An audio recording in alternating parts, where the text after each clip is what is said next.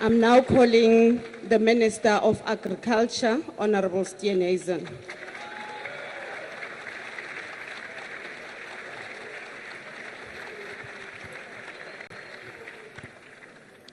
Madam Speaker, House Chairperson, Chairperson of the NCOP, Mr. President, honourable members.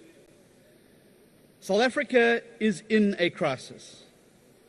For 10 years, our population has grown faster than our economy, making us poorer. We have the highest unemployment rate on earth, and that has now been the case for decades. Violent crime still destroys the lives and livelihoods of our people at a terrible rate. 70 of our fellow countrymen and women are murdered every single day. Our education outcomes continue to steal our children's futures, and positive progress is slow. 8 months ago, the Democratic Alliance entered the Government of National Unity for 2 reasons. First, to prevent the MK from getting their hands back on the levers of power, where they would be able to loot another 4.9 trillion rand of our GDP and plunge our country into another 9 wasted years, where it wouldn't be the school children, it wouldn't be the poor that benefit, it would have been the same old elite that ate out of the trough of the public purse and have led our country to where it sits today.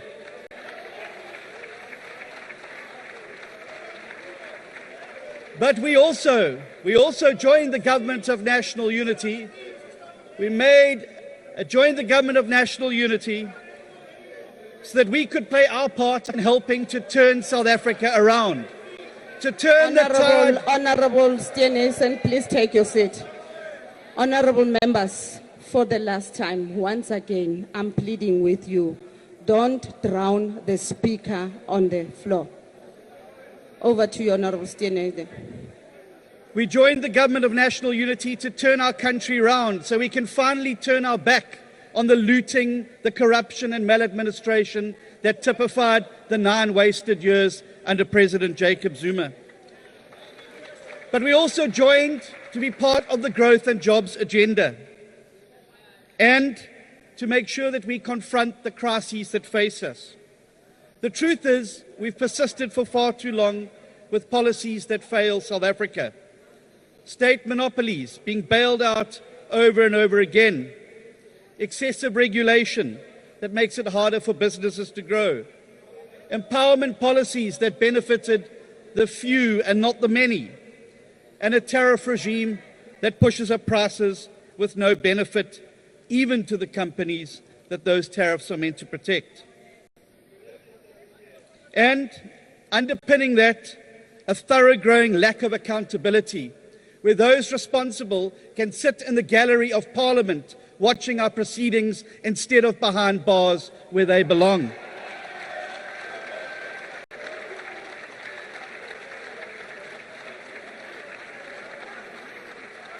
Worse still, in the face of this crisis, we've yet to respond with the urgency and determination to make a clean break from the past and to set forth boldly on a new path of success. And now, having made ourselves weak over those 9 wasted years, we confront a new threat: US tariff barriers, potential threat of AGOA, and possibly even sanctions by a regime driven by an administration that will put America's interests ahead of ours. Make no mistake about that. And so what do? When a country faces a crisis, it needs to unite and navigate the threat. And that is what we must do now. And the GNU must practice what it preaches. And that is why, in a variety of portfolios, we've taken a decision to focus like a laser beam on growth and jobs. And that was what the President set out in the Sona. I was in Ceres yesterday to mark the first shipment of South African apples to Thailand in 16 years. Just one example. of how this government is opening up new markets for our agricultural products. Solly Malatsi's ministers on a mission to get fast, reliable broadband into the hands of millions of people in rural areas. Dr. Schreiber opening South Africa to skills and to tourists. Minister McPherson fast-forwarding infrastructure projects. Honourable Garube, Minister Garube, focusing on long-term education excellence through a strategic reorientation. And Minister George, ensuring regulations to enable sustainable growth. We need to approach our trading partners now and seek to lower... Steenhuisen, please take your seat. Honourable Member. Will John Steenhuisen take a question? Honourable Steenhuisen, can you take a question? No, I wasted 9 years listening to this stuff in the House He doesn't under want his to previous take a leader. question. Please sit down, member. You can proceed, Honourable Steenhuisen. We must turbocharge Operation Vulindlela. We must take up the World Bank's offer of a government-wide regulatory review. We must bring down the costs of living for our consumers. We must allow equity alternatives to ownership requirements in every sector. And we must make the bold decisions that are required to get our country moving forward. But there's one more thing we must do. There's one more thing we must do. And that is remember that South Africa cannot succeed unless everybody in South Africa succeeds, and I mean everybody, no exceptions. And that means we must redress the wrongs of the past, but we must do so in a way that grows employment and grows our economy. It makes no sense, for instance, that 30 years of transformation has occurred alongside a 50% increase in unemployment. We cannot redress the past by compromising the present or sacrificing the future. We must ensure that we respect cultural and language rights, which exist precisely because South Africa is a diverse and divided country. And we must ensure that every single South African feels safe in their homes and at their place of work. And that includes our farmers and farm workers. The dismantling of the rural safety units was a catastrophic mistake, and it opened the door to a collapse of rural policing and the targeting of our farmers and farm workers of all races by violent criminals and syndicates. Just this weekend, I was in Tabanchu, in Vicksburg, and other parts of the Free State, with commercial farmers and small-scale black farmers to listen to their heartbreaking stories about how they fear for their families' lives, and they are preyed upon almost monthly by syndicates of stock thieves who destroy their opportunity to grow their businesses. Cases get opened but are never investigated. They know who is responsible but cannot secure arrests or convictions. This situation cannot go unaddressed. And as a result, in my capacity as Minister of Agriculture, I'm announcing that we're going to work with the sector to design a comprehensive plan to combat farm murders, stock theft, and improve rural safety.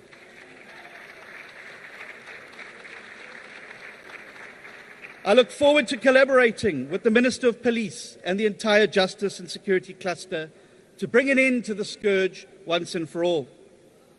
Madam Speaker, we live in times of both great hope but also great fear. It is time for us as leaders, the people of this House, to lead by example. We should seek to unite, not to divide. We should seek to build, Mr. President, not to break. We should choose to reflect the best of ourselves and banish the worst.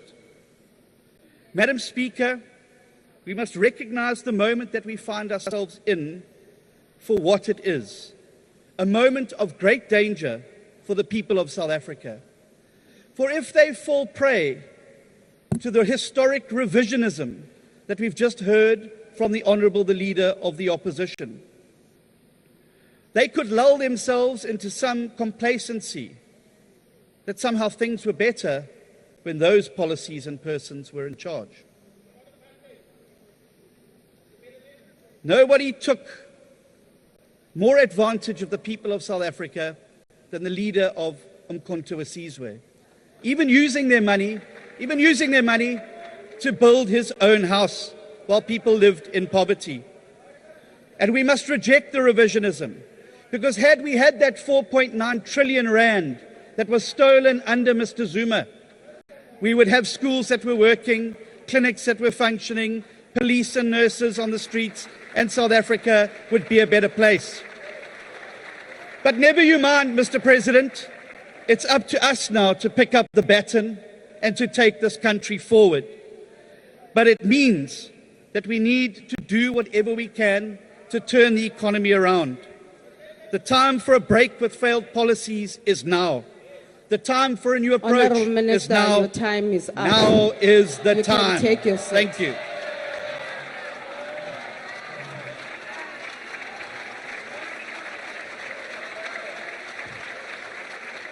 Thank